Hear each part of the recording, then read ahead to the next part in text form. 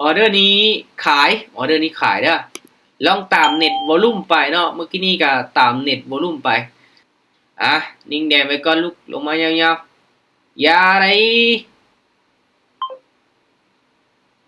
ต้นทุน300 เหรียญนี่บริหารให้มันได้ประมาณ4ออเดอร์หรือว่า4ไม้เนาะอาศัยในการคูณเงินให้ได้ประมาณ4ไม้แต่เฮาบ่พลาดเกิน4ไม้ติดเนาะจะมีกำไรแน่นอนถ้าว่าเฮาอยากเดินให้มันได้5ไม้ก็ได้เนาะแต่ว่าออเดอร์แรกเขาต้องไปน้อยๆเนาะไปน้อยๆไว้ก่อนโอเคแต่ว่าจะคูณเงินประมาณ4ไม้เนาะตั้งเป้าหมายคือเก่า10-20%ของต้นทุนใน1รอบเนาะถ้าว่าพลาดเนาะเฮาก็พลาดตามต้นทุนตามงบของเฮาก็พักเนาะต้นทุนอยู่ในกระเป๋าเฮาบ่ได้เอาออกมาหมดเนาะแบ่งออกมาบัญชีจริงส่วนหนึ่งเนาะแบ่งออกมาบัญชีจริงส่วนหนึ่งเดี๋ยวมาเบิ่งนำกันค่อนข้างที่จะสวิงอยู่เนาะอีเทีเรียมเนาะขอเบิ่งอีกจักหน่อยเนาะเพราะว่ามันมีการเคลื่อนที่ค่อนข้างที่จะหุ้นแรงหลายเนาะตามที่สังเกตเบิ่งถ้างั้นเราก็ต้องได้จับจุดในการเข้าออเดอร์เนาะช่วงนี้มันก็บ่ได้ค่อยเป็นเทรนด์งามปานใดเนาะมันค่อนข้างที่จะไซด์เวย์แน่เนาะสำหรับทุกคนที่ว่าเข้ามาร่วมเนาะ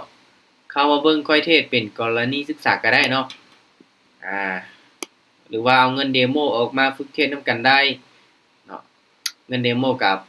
ปรับเนาะไปให้มันเหลือน้อยๆเอาเนาะไปให้มันเสียก่อนซั่นซะโอเคมาอีเทียมเด้อทุกคนเด้อสวิงแฮงอยู่มาลองเบิ่งนำกันเนาะโอเคมาออเดอร์ต่อไปนี้จะเป็นออเดอร์แรกเด้อทุกคนเด้อสำหรับวิธีการบริหารต้นทุนเนาะออเดอร์แรกค่อยจะไปอยู่ที่ประมาณ10เหรียญเนาะ10เหรียญ20เหรียญ40เหรียญ80โอเคน่าจะได้อยู่เนาะมาเดี๋ยวมาเบิ่งนำกันเด้อทุกคนเด้อเนาะว่าจะเป็นจังได๋ค่อยจะเทรดมีกำไรบ่สำหรับทุกคนที่เข้ามาร่วมเนาะวิเคราะห์ไปนำกันเด้อตามได้ส่วนได้เนาะตามได้ส่วนได้อันนี้ก็ขึ้นอยู่กับทุกคนเลยเนาะมาโอเคทุกคนเนาะออเดอร์แรกเด้อค่อยจะตามซื้อเด้อออเดอร์แรกโอ้จานตามซื้อตั้งแต่ตอนซัวสิไปวีแล้วเนาะแม่นว่ะจัดไปมาเบิ่งนำกันเนาะมันค่อนข้างที่จะเป็นแท่งแดงๆลงมายาวเนี่ยที่ผ่านมาเห็นว่ามันสลับเป็นเขียวเนาะโอ้ทุกคนป๊าตัวลงมายาวแต่ออเดอร์นี่โอ้ยคิดว่าสิสลับลงมาได้สลับขึ้นไปได้เนาะแต่ว่าคือว่าอะไรเนาะขายมาหลายขึ้นได้บ่โอ้บ่ได้ล่ะลงมายาวขนาดนี้เนาะโอเคบ่เป็นหยังเนาะแสดงว่ามันปรับตัวเป็นขาลงมาเนาะคือกันกับบิตคอยน์เนาะบิตคอยน์ก็ลงมาทางที่จะยาวหลายโอเคบ่เป็นหยังอาจารย์ฮะอีหยังก็อาจารย์เข้าตลาดเนี่ยอีเทเรียมเด้อเนาะอีเทเรียมเนาะมาปรับเงินเด้อคูณเงินไปออเดอร์นี้ขายออเดอร์นี้ขายเด้อลองตามเน็ตวอลลุ่มไปเนาะเมื่อกี้นี้ก็ตามเน็ตวอลลุ่มไปแต่ว่ามันบ่สลับเด้เนาะออกตามสีเนาะมันก็เลยพลาดไปในออเดอร์เมื่อกี้นี้เนาะมาออเดอร์นี้ตามขายลงมาตามขายลงมาเด้อเนาะถ้ามันเป็นแนวโน้มขาลงก็เนาะมันขึ้นมาพักตัวเขียวจังซี่มันก็ต้องลงแดงต่อเนาะมันก็ต้องลงแดงต่อแน่นอนล่ะเพราะว่าเขียวขึ้นมาสูงจังซี่เนาะนิ่งแดงไว้ก่อนลุกลงมายาวๆอย่าไร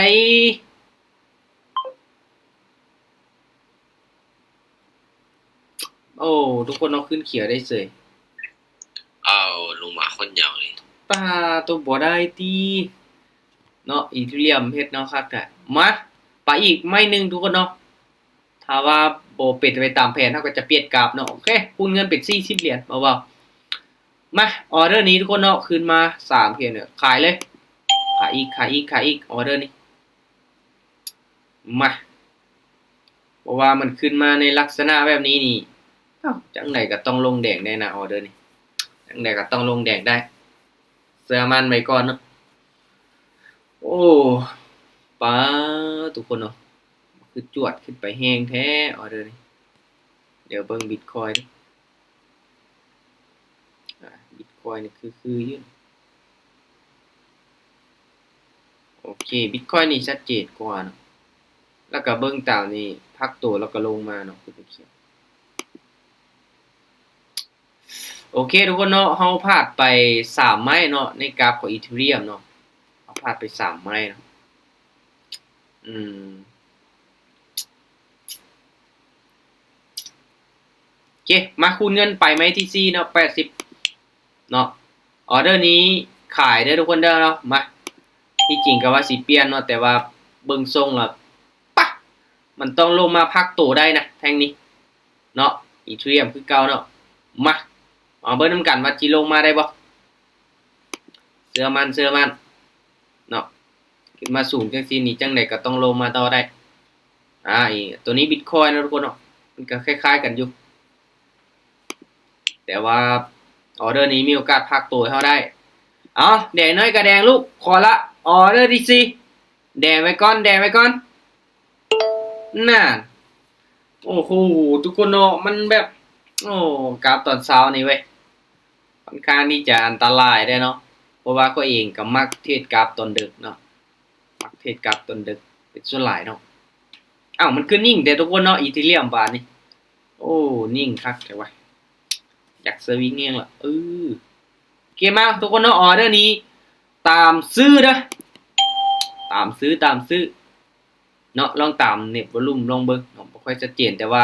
เบิ่งจาก FACD ทุกคนเนาะวอลลุ่มเขียวมันเริ่มมาแล้วเด้อเนาะเห็นบ่เส้นมันตัดขึ้นแล้วถามว่าแท่งนี้เนาะมันลงมาพักตัวจังซี่โอเค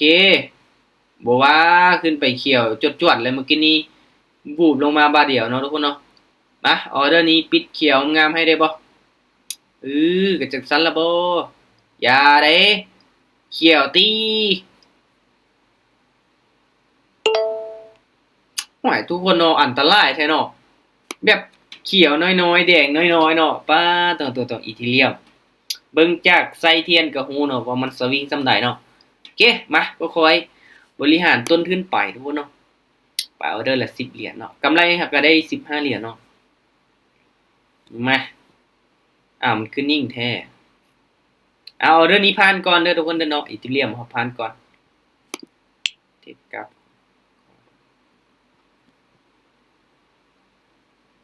โอเคทุกคนเนาะเปลี่ยนกราฟเด้อเนาะเปลี่ยนกราฟมาที่กราฟของ Bitcoin เนาะมันน่าจะรีใหม่แล้วเนาะเห็นบ่มื้อนี้หากก็ได้ก็ออกไปมื้อนี้เนาะกำไร15เหรียญเนาะอัตราชนะอยู่ที่40ออกไป5ออเดอร์พลาด3วิน2โอเคมาโอเค Bitcoin เด้อทุกคนเด้อ Bitcoin เด้อบัดนี้เด้อเป็นกราฟมาเป็น Bitcoin เด้อมาเดี๋ยวมาเบิ่งนำกันโอเคบริหารต้นทุนคือเก่าเนาะมาออเดอร์นี้เด้อทุกคนเด้อเดี๋ยวเบิ่งนำกันโอเคออเดอร์นี้ซื้ออีกบ้านนึงมา Bitcoin เนาะตามซื้อเด้อเดี๋ยวลองเบิ่งนำกันสังเกตว่าเส้นสีส้มตัวนี้เด้อเห็นบ่มันก็เริ่มก้งขึ้นเนาะมาเบิ่งนำกันว่ามันสิตัดขึ้นบ่เบิ่งนำกันว่ามันสิตัดขึ้นบ่เนาะนี่ตัวนี้เนาะถ้าว่าเส้นตัวนี้มันตัดขึ้นเนาะมันจะเป็นแนวโน้มขาขึ้นทุกคนเนาะตอนนี้มันก็กำลังติดอยู่เนาะแต่ว่ายังบ่ตัดจวดขึ้นไปเถอะโอเคโอ้งามๆเลยทุกคนเนาะงามเลยจวดขึ้นไปข้างอีหลีบาทนี่ก็จังซี่ล่ะบ่ Bitcoin เนาะโอเคมาเอาเงินไปต่อเนาะเอากำไรเล็กๆน้อยๆก่อนรอบเช้านี้เนาะพอเป็นน้ำจิ้มมาไปกันต่อถ้าว่าแท่งนี้เนาะมันลงมาแดงยาวนี่มั่นใจได้ว่ามันสิขึ้นเขียวต่อเนาะบ่ฟ้าวขึ้นแม่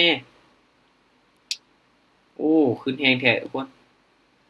มาออเดอร์นี้ตามซื้ออีกบ้านนึงมาตามซื้อเด้อทุกคนเด้อที่จริงนี่ค่อยอยากให้มันพักโตเนาะให้มันพักโตเป็นแท่งเทียนแดงนี่ค่อยมั่นใจเลยว่ามันจะขึ้นเขียวได้แต่ว่าตัวนี้ก็แฮงซื้อมาหลายอีหลีเนาะแฮงซื้อมาหลายอีหลีในกรณีที่เส้นตัวนี้เนาะมันหากะตัดขึ้นนี่ก็บ่ฟ้าวสวนเนาะบ่ฟ้าวสวนเนาะถ้าว่าแท่งเทียนนี้เนาะมันบ่ห่างออกจากเส้นตัวนี้แท้ๆเนาะฟ้าวสวนเทื่อเนาะ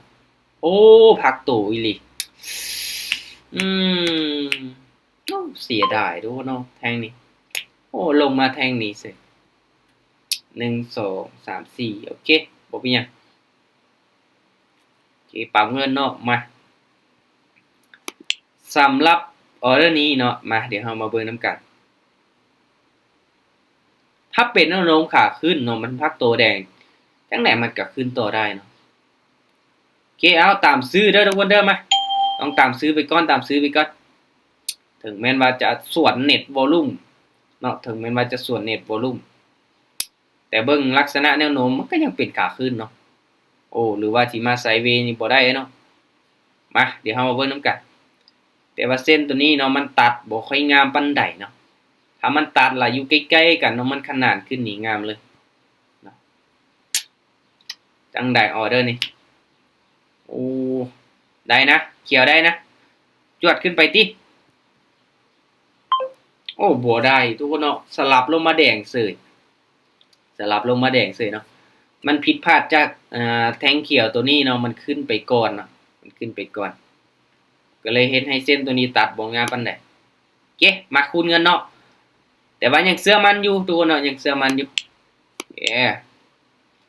มาออเดอร์นี้เด้อทุกคนเด้อตามซื้ออีกบ้านหนึงเด้อ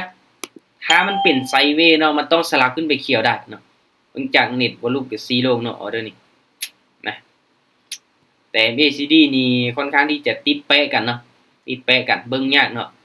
มาเดี๋ยวมาเบิ่งนํกันเด้อว่ามันสิสลับขึ้นไปเขียวได้บ่ว่าสิลงมาแดงหลายไม้แท้อีทีเรียมนี่ขึ้นบ่เนาะอีทีเรียมเนาะโอ้อีทีเรียมก็ลงมาแดงกันเนาะโอ้ขึ้นเขียวได้บ่ได้ทุกคนเนาะแดงอย่างเดียวเลยบาดนี่โอ้คิดว่าสิปรับตัวเป็นขาขึ้นงามๆเนาะปากลับลงมาไว้แท้มาทุกคนเนาะเอาดีๆเนาะพลาดไป3ไม้แล้วเนาะต้องเอาดีๆพลาดไป3วิน3ยังมาพลาด3อีกเนาะก็คือมักแต่เลข3แต่ว่ามันมาไม้ที่4โอเคทุกคนเนาะออเดอร์นี้ตามซื้ออีกเด้อตามซื้ออีกเอ้าปรับเงินผิดต้นโอ้ทุกคนเนาะไป40ตึกมันนี่ต้องไป80เนาะไม้นี้เนาะ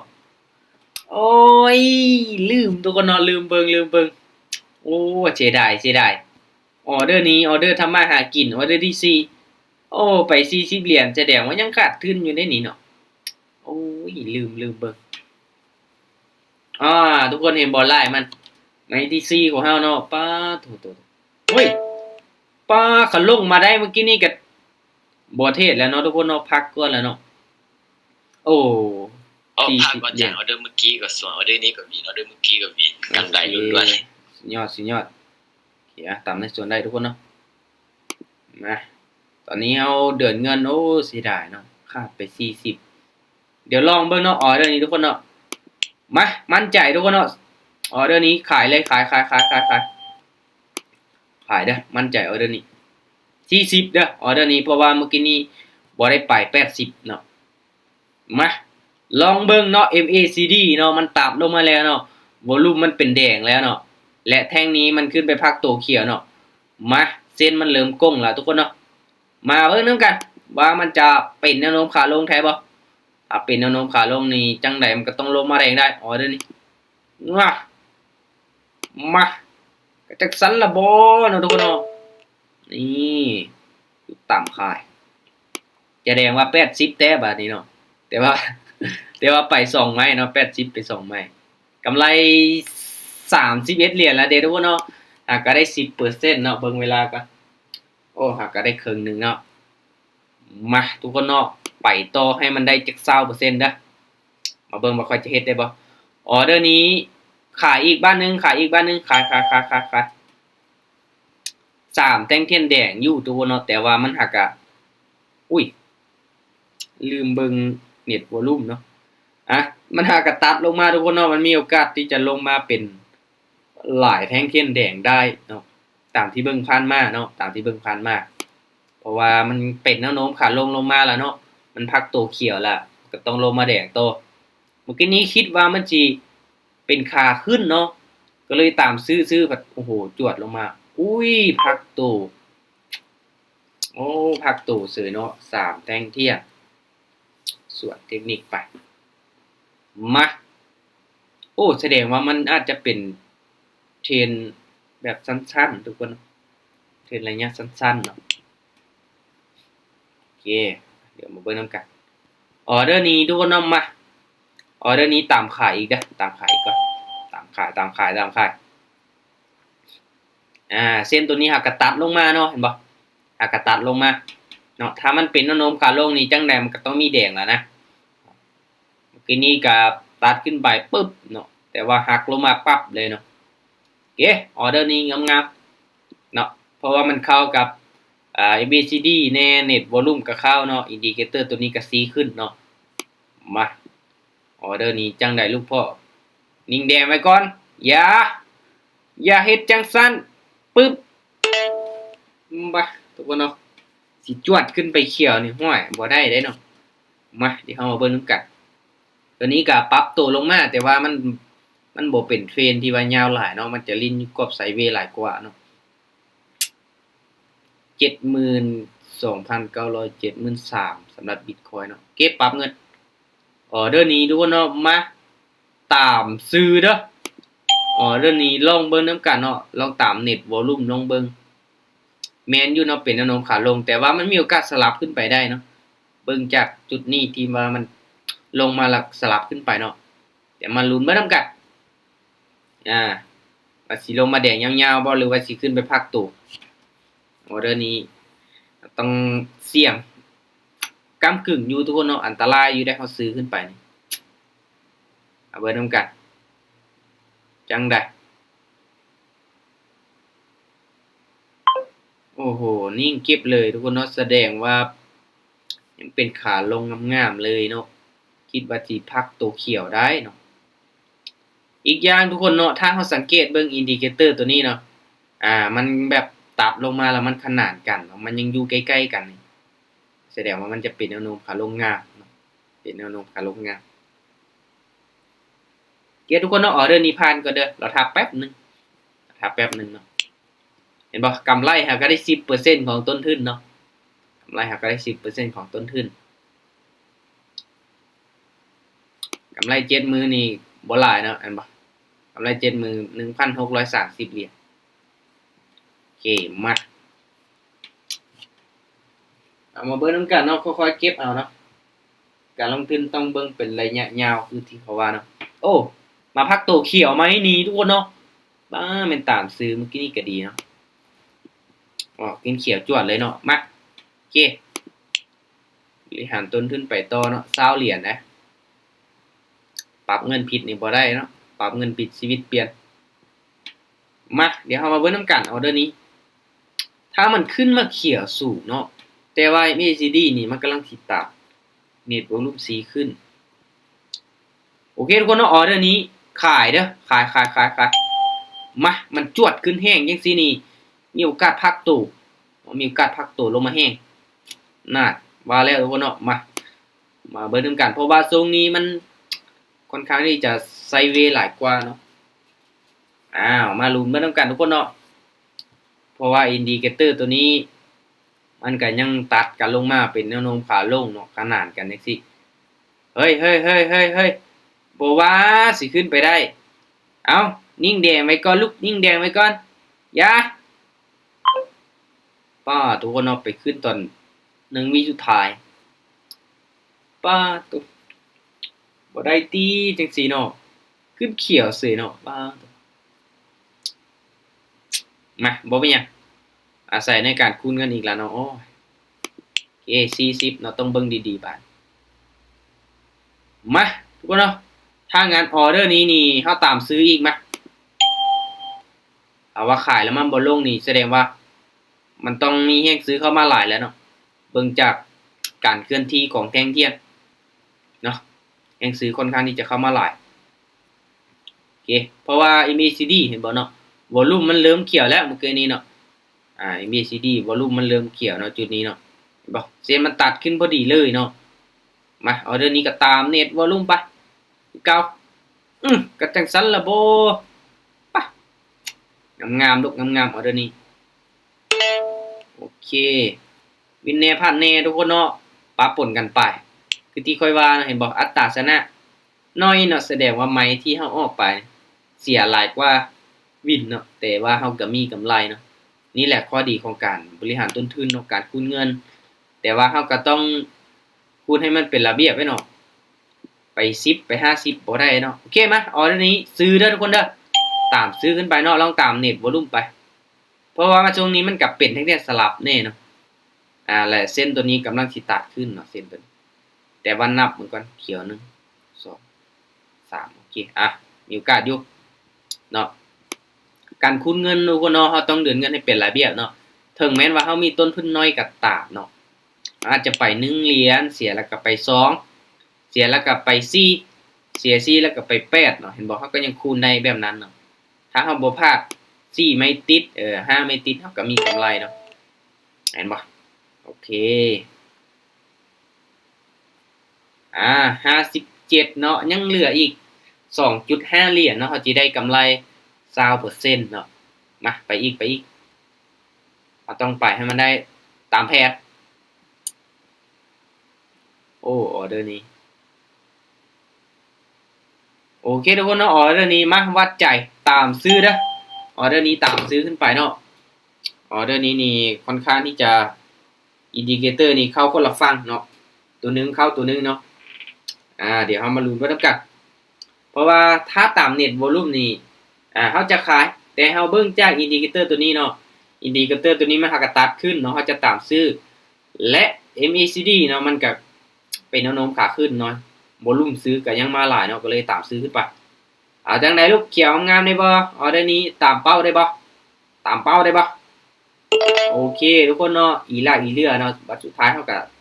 ตามเป้าจนได้เนาะกำไรมา67เหรียญเนาะต้นทุน300เหรียญทุกคนเนาะงามๆเลย21 22 23 21 22 23มาทุกคนเนาะไว้จิไปอีกจัก2ไม้ซะเนาะถ้าว่าวินไม้ต่อไปนี่มีโอกาสได้เปิดกล้องของขวัญเนาะตามซื้อเด้อมาตามซื้อเด้อออเดอร์นี้มาลุ้นมานํกันเนาะถ้าได้5ไม่ติดได้ถ้าได้5ไม่ติดเนาะเพราะว่ากำไรนี่ตามเป้าแล้วเห็นบ่กำไร67เนาะวินแน่พันแน่ปะปนกันไปอัตราชนะ50เนาะ50กำไร67เนาะมาถ้าว่าวินอีกจังได๋ออเดอร์นี้เป็นไปตามแผนบ่ทุกคนเนาะบ่ได้ออเดอร์นี้บ่ได้3เนาะ10นาทีขึ้นไปต่อได้เนาะมันพักตัวลงมาแดงเสียดายพักก่อนจ้ะพักก่อนโอเคมาไปให้มันวินอีกไม้นึงพักเนาะกระเตือนได้ไปแล้วกันมาเสียดายแล้วเนาะบ่ได้5ไม่ติดออเดอร์นี้ทุกคนเนาะมาเดี๋ยวค่อยจะตามซื้ออีกมาตามซื้ออีกก่อนลองเบิ่งเนาะออเดอร์นี้มันอยู่ในแนวโน้มขาขึ้นเนาะถึงแม้ว่ามันจะนิ่งก็ตามเนาะ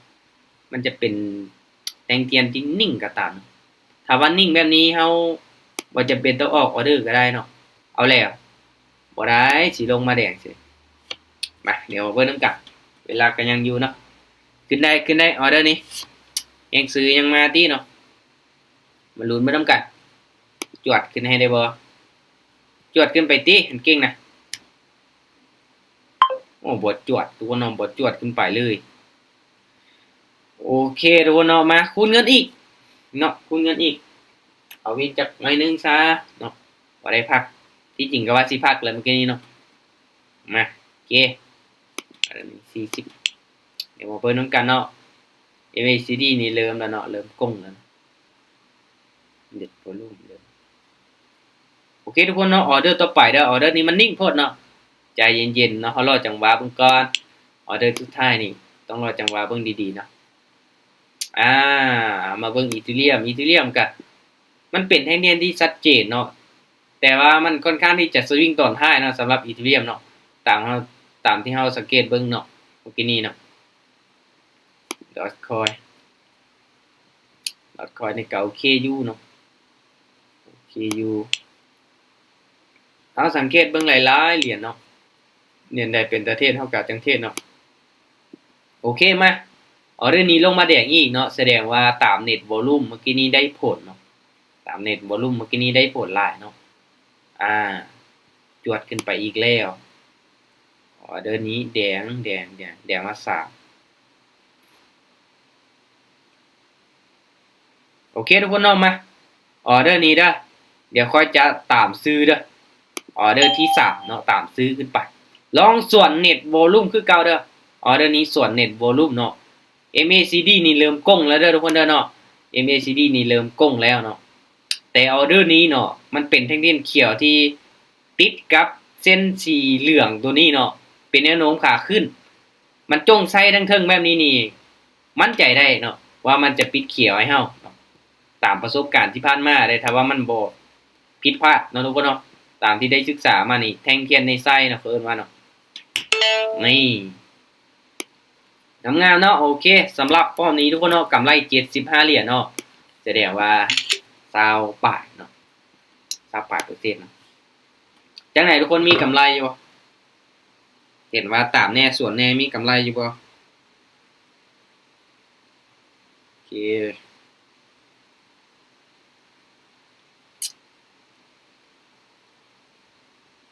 น่าจะมีอยู่ติเนาะบ่ว่าพากันหลับหมดแล้วเนาะเงียบกริบเลยเนาะบ่เปิดไมค์ว้าวนำอีกเนาะบวก3งบน้อยโอเคดีแล้วเนาะเอาตามต้นทุนของเฮาได้น้อยก็ยังถือว่าได้เนาะนี่จังซี่แหละทุกคนรอบเซาเนาะเข้ามาร่วมศึกษาโอเคศึกษาเนาะทุกคนเนาะเบิ่งจากแนวโน้มของมันเนาะจากแนวโน้มของมันแน่พยายามจับจุดตามอินดิเคเตอร์เนาะอินดิเคเตอร์นี้สำคัญเด้อทุกคนเด้อเนาะเราต้องนำสายให้มันเป็นแล้วก็สังเกตให้มันเป็นเนาะและอินดิเคเตอร์ตัว2เส้นตัวนี้เนาะทุกคนเนาะค่อยสังเกตเบิ่งจังได๋เนาะ1ค่อยจะเบิ่งจุดที่มันตัดกันเนาะเบิ่งจุดที่มันตัดกันแล้วก็เบิ่งแนวโน้มเนาะตรงนี้มันเป็นขาลงบ่ตรงนี้มันเป็นขาขึ้นบ่แล้วมันห่างกันบ่เนาะมันห่างกันบ่แล้วก็แท่งเทียนเนี่ยมันอยู่ใกล้เส้นตัวนี้บ่หรือว่ามันติดกับเส้นตัวนี้บ่เนาะก็จะเบิ่งเป็นลักษณะแบบนี้เนาะพยายามสังเกตเบิ่งทุกคนเนาะสังเกตเบิ่งดูๆเนาะเพราะว่าข้อยเองก็นำใช้มาโดนเนาะแล้วก็สังเกตมาค่อนข้างที่จะหลายปีเนาะจากอินดิเคเตอร์ตัวนี้เนาะชื่อได้ว่าแท่งเทียนนี่ถ้าสมมุติว่ามันติดกับเส้นตัวนี้มันจะเป็นลักษณะแบบใดเนาะและมันลงมาอยู่ลุ่มเนาะมันบ่มีไส้มันจะเป็นแบบใดถ้าแท่งเทียนที่มีไส้มันจะเป็นแบบใดเนาะและ MACD เนาะ MACD นี่เฮาก็เบิ่งจากแนวโน้มของมันคือกันเนาะและมันจะมีวอลลุ่มเป็นสีแดงแล้วก็วอลลุ่มเป็นสีเขียวถ้าว่ามันสิลงแดงนี่มันจะเริ่มเนาะมันจะเริ่มก้งๆลงมาเนาะแล้วก็เริ่มมีแห้งซื้อนี่เนาะหรือว่าวอลลุ่มเขียวนี่มันเริ่มน้อยแล้วเนาะเริ่มน้อยแล้วเริ่มที่จะมีวอลลุ่มแดงลงมาแล้วแสดงว่ามันมีโอกาสที่กลับตัวเป็นแนวโน้มเนาะแนวโน้มขาลงแล้วก็เน็ตวอลลุ่มนี่สำหรับวิธีการนำใช้ของค่อยแม่นจะถ้าว่าเส้นตัวนี้เนาะมันสีลงถ้าจะซื้อขึ้นไปจะนำใช้ในทรงไซด์เวย์เนาะทรงที่เป็นแท่งเทียนสลับมันจะได้ผลดีเนาะสำหรับอินดิเคเตอร์ตัวนี้แล้วก็ต้นทุนนะทุกคนเด้อเนาะบ่ว่าจะน้อยบ่ว่าจะหลายพยายามบริหารต้นทุนให้มันได้4-5ไม้เนาะเป็นการดีถ้าว่าเฮาเทศเนาะเฮาพลาดไป3ไม้ที่4วินนี่โอเคแสดงว่าคูณให้ได้4ไม้ซะเนาะถ้าพลาด4ไม้ไปวินไม้ที่5ต้องบริหารทุนให้ได้5ไม้เนาะอันนี้ก็อยู่กับเทคนิคของเฮาพลาดสูงสุดจักไม้เนาะโอเคทุกคนเนาะสำหรับรอบนี้ขอบใจทุกคนที่ว่าเข้ามาร่วมเนาะก็ค่อนข้างที่จะบ่ค่อยหลายเนาะทีมงานก็อาจจะบ่ทันได้ตื่นก็มีเนาะมื้อนี้เปิดมีตติงตอนเช้านี่ตอน 7:00 นเนาะโอเคเอาไว้เป็นรอบหน้าหรือว่ามื้ออื่นเด้อทุกคนเด้อเนาะเข้ามาร่วมศึกษาร่วมเข้าการนำกันเนาะโอเคฝากติดตามเนาะทุกคนเนาะทุกๆช่องทางเนาะที่ว่าได้แชร์ลงไปเนาะทาง YouTube แน่ TikTok แน่เนาะฝากติดตามให้แน่โอเคมีแต่ใดบ่เข้าใจก็ลองไปคอมเมนต์อยู่ TikTok เด้อทุกคนเด้อเนาะเดี๋ยวค่อยจะมาตอบให้เนาะช่วงนี้เน้นตอบคอมเมนต์ของทีมงานเนาะโอเคทุกๆการลงทุนมีความเสี่ยงเด้อทุกคนเด้อการเทรดนี่ผลตอบแทนสูงเนาะความเสี่ยงยิ่งสูงดังนั้นให้ทุกคนศึกษามันดีๆเด้อโอเคบ๊ายบายเจอกันใหม่ฮอดต่อไปเนาะ